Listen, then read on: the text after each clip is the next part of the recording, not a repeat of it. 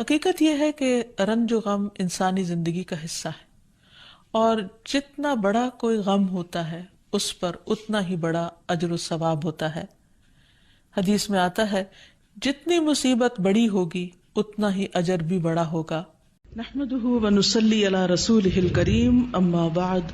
فاعوذ باللہ من الشیطان الرجیم، بسم اللہ الرحمن الرحیم، رب اشرح لی صدری ویسر لی امری واحلل عقدۃ من لسانی یفقہوا قولی۔ آج ہم انشاءاللہ رنج و غم سے ازالے کی دعائیں آپ کے ساتھ شیئر کریں گے کہ انسان جب اپنے دل میں کسی بھی چیز کے بارے میں کوئی غم یا پریشانی محسوس کر رہا ہو تو اس کو دور کرنے کے لیے، اس کے ازالے کے لیے کن الفاظ سے اپنے رب کو پکارے، کیونکہ رب کے سوا اور کون ہے جو کسی بے قرار کی سننے والا ہو۔ قرآن مجید میں اللہ تعالیٰ فرماتے ہیں اَمَّن يُجِيبُ الْمُضْطَرَّ إِذَا دَعَاهُ وَيَكْشِفُ السُّوءَ، پھر بھلا بتاؤ وہ کون ہے جو بے قرار کی مضطر کی پکار سنے اور اس سے تکلیف کو ہٹا دے۔ وہ صرف اللہ سبحانہ و تعالیٰ ہی ہے، اور ہمارے دل بھی اسی کے ہاتھ میں ہیں، وہ جس طرف چاہے ان کو پھیر دے۔ کیونکہ بعض اوقات انسان ہر چیز کے ہوتے ہوئے، ہر نعمت کے ہوتے ہوئے اپنے دل کے اندر ایک غم، ایک ڈپریشن، ایک تکلیف محسوس کرتا ہے، اور بعض اوقات اسباب کچھ جانے بوجھے ہوتے ہیں اور بعض اوقات اسباب جانتا بھی نہیں انسان، اور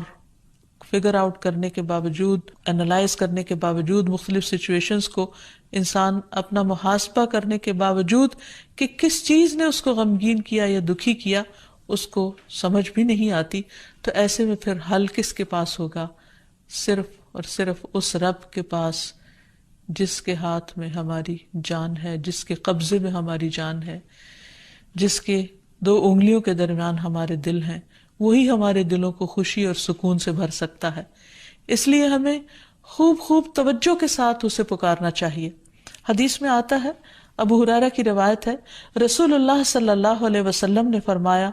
جو مسلمان اپنا چہرہ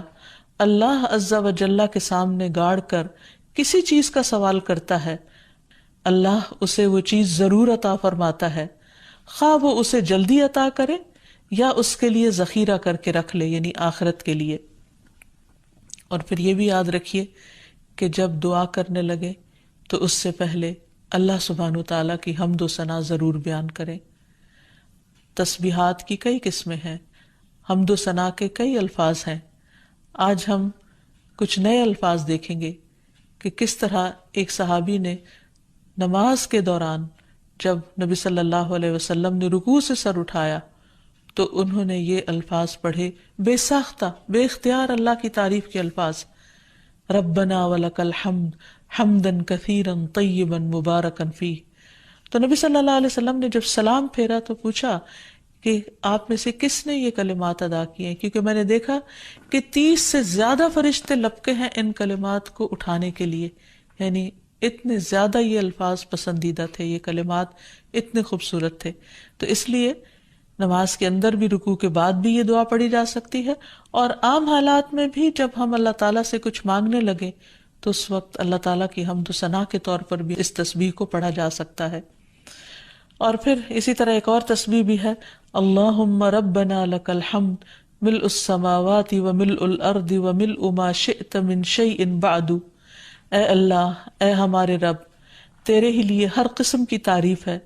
جس سے کہ آسمان بھر جائیں، زمین بھر جائے، اور ہر وہ چیز جسے تو چاہے کہ وہ بھر جائے، یعنی خوب خوب تیری تعریف اور تیری حمد و ثنا۔ اور اس کے بعد نبی صلی اللہ علیہ وسلم کے لیے درود پڑھا جائے، اور پھر اپنے دل کی حالت اپنے رب کو بتائی جائے،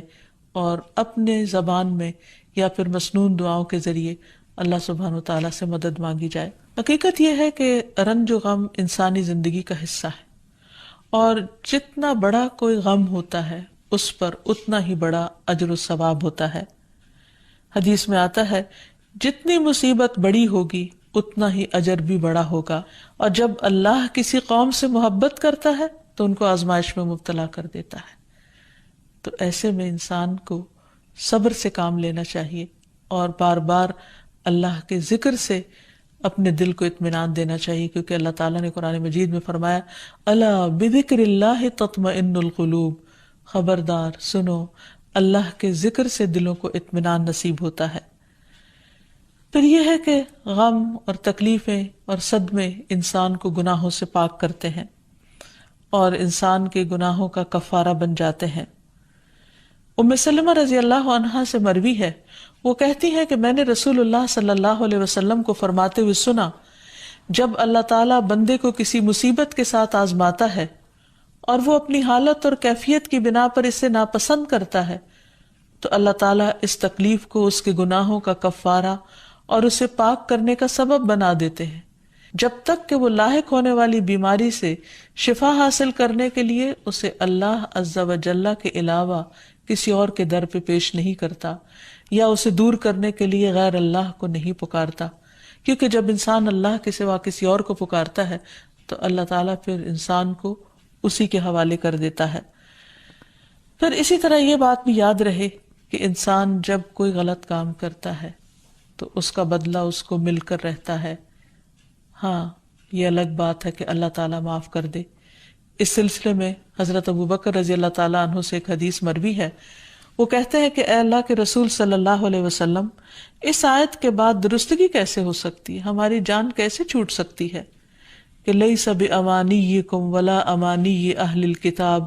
من یعمل سوءا یجز بہ ولا یجد لہ من دون اللہ ولیا ولا نصیرا، کہ نجات کا دار و مدار نہ تمہاری آرزوؤں پر ہے اور نہ اہل کتاب کی آرزوؤں پر، جو بھی برے کام کرے گا اس کی سزا پائے گا اور اللہ کے سوا کسی کو اپنا حامی و مددگار نہ پائے گا، جو بھی ہم کام کریں گے اس کا بدلہ تو ہم کو دیا جائے گا۔ تو آپ صلی اللہ علیہ وسلم نے فرمایا اے ابو بکر، اللہ تم کو بخشے، کیا تم بیمار نہیں ہوتے؟ کیا تم غمگین اور رنجیدہ نہیں ہوتے؟ کیا تم تنگی اور پریشانی سے دوچار نہیں ہوتے؟ وہ کہتے ہیں میں نے کہا جی ہاں۔ آپ نے فرمایا اسی طرح تو تم کو بدلہ دیا جاتا ہے، یعنی قرآن مجید میں یہ جو آتا ہے نا من یعمل سوءا یجز بہ، جو برا کرے گا بدلہ پائے گا، تو یہ بیماریاں، تکلیفیں، دکھ، یہ ایک طرح سے بدلہ ہے۔ پھر یہ یاد رکھیے کہ انسان پر جب بھی کوئی غم یا تکلیف یا پریشانی آئے تو وہ اپنے غم کا حال اپنے رب کو سنائے، جیسا کہ یعقوب علیہ السلام یوسف علیہ السلام کی جدائی میں جب کرب اور تکلیف میں مبتلا ہوتے تو وہ اپنے غم کی داستان اپنے رب کو سناتے۔ قرآن مجید میں آتا ہے انما اشکو بسی و حزنی الی اللہ، کہ میں اپنے غم اور دکھ کی داستان اپنے رب کو ہی سناتا ہوں، یعنی لوگوں کے سامنے چرچا نہیں کرتے تھے کہ ان کے دل پر کیا بیت رہی ہے، ہاں وہ اپنے رب سے ضرور اپنے غم کو سبحانک اللہم و بحمدک اشہد ان لا الہ الا انت استغفرک و اتوب الیک۔ السلام علیکم و رحمۃ اللہ وبرکاتہ۔